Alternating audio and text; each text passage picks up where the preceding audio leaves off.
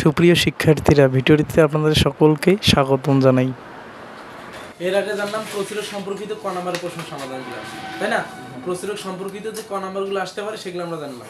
এখন আমরা জানতেছি মধ্যক সম্পর্কিত যে প্রশ্নগুলো।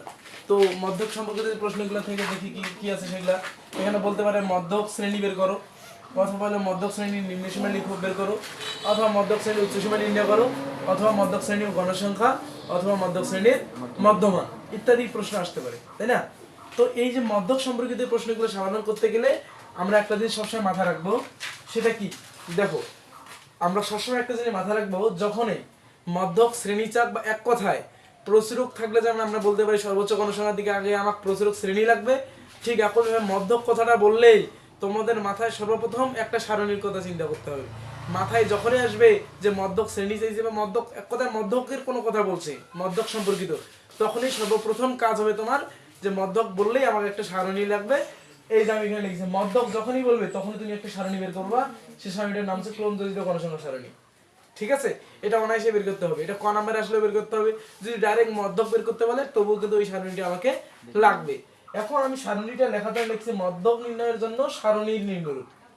এখন প্রশ্ন হচ্ছে, স্যার এটা তো আমরা ক্রমযোজিত গণসংখ্যা সারণী লিখলাম, কিন্তু আপনি কেন লিখলেন এটা? আসলে এটা যদিও ক্রমযোজিত গণসংখ্যা সারণী, কিন্তু তবুও আমি এটা কিসের জন্য তৈরি করতেছি? মধ্যক বের করার জন্য তৈরি করতেছি। এই জন্য আমি লিখলাম যে মধ্যক নির্ণয়ের জন্য সারণী নিম্নরূপ। আর যখন ক নাম্বারে বলবে যে ক্রমযোজিত গণসংখ্যা সারণী নির্ণয় করো, ক্রমযোজিত গণসংখ্যা সারণী নির্ণয় করতে বলবে যখন ক নাম্বারে, তখন কিন্তু হচ্ছে যে আমরা এখানে লিখে দিব যে ক্রমযোজিত গণসংখ্যা সারণীর নিম্নরূপ। কথা বুঝতে পারছি?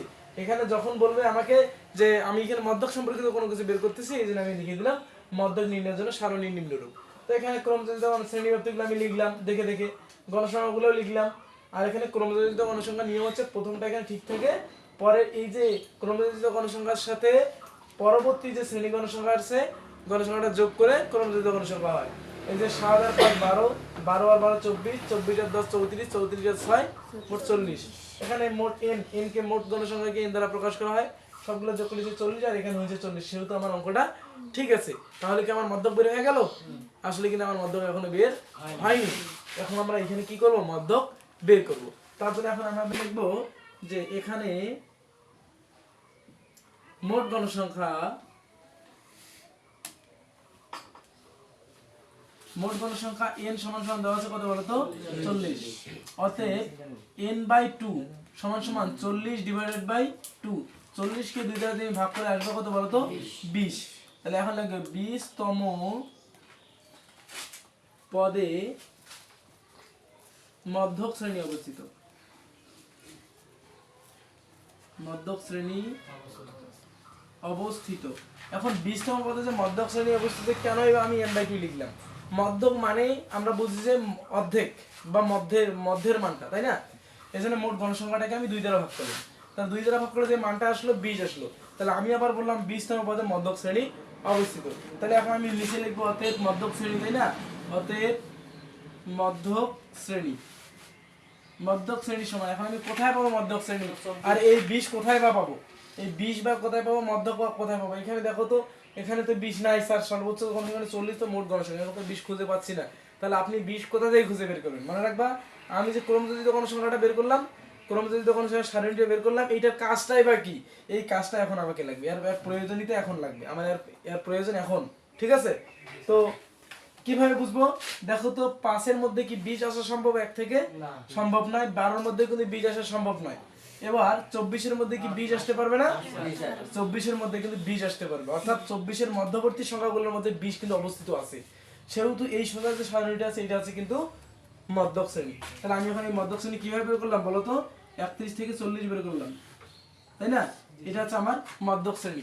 প্রশ্ন যদি বলতো যে মধ্যক শ্রেণী বের করো, আমি যে মধ্যক শ্রেণী বের করলাম, তাই না? এখন বলো তো, তার পরবর্তী প্রশ্ন বলছে যে মধ্যক শ্রেণী নির্ণয় বের করো। তাহলে আমি এই জায়গা থেকে পর্যন্ত মধ্যক শ্রেণীটা আমাকে বের করতে হবে না আগে?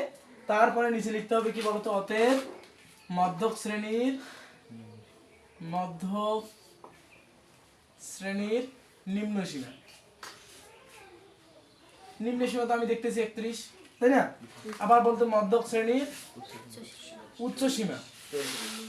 যখন উচ্চ সীমা বলতো তখন আমি লিখতাম 40। আর যখন বলতো কি বলতো মধ্যক শ্রেণীর উচ্চ সীমা গেল, এখন যদি বলতো মধ্যক শ্রেণীর গণসংখ্যা বলতো, তো ওই গণসংখ্যা তো আমি দেখতেই পাচ্ছি যে সেটা হচ্ছে 12। তাই কি না? মধ্যক শ্রেণীর মান সংখ্যা এই জায়গায় কত আছে? 12 আছে। এবার যদি মধ্যমান বের করতে বলে মধ্যক শ্রেণীর মধ্যমান বের করতে বলে তখন তো আমি ওই যে ওইটা আবার যোগ করব, তাই না? 2 দ্বারা কি করব? ভাগ করব। তখন আসবে আমার 71/2 অর্থাৎ 35.5। তাহলে এখন তোমাদের মনে প্রশ্ন হতো এইভাবে আমার মধ্যক সম্পর্কিত যে ক নাম্বারগুলো আছে, আমরা প্রচুরক সম্পর্কিত ক নাম্বারগুলো শেষ করলাম, মধ্যক সম্পর্কিত ক নাম্বারগুলো শেষ করলাম। এরপরে হচ্ছে যে আমরা ক নাম্বারের জন্য যে এর বাহিরে যদি কোনো প্রশ্ন আসে সেগুলো নিয়ে আলোচনা করব। তারপরে আমরা হচ্ছে খ বিভাগ নিয়ে আলোচনা করব, অর্থাৎ খ নম্বরে যেটা আসে খ নম্বরের জন্য। ঠিক আছে?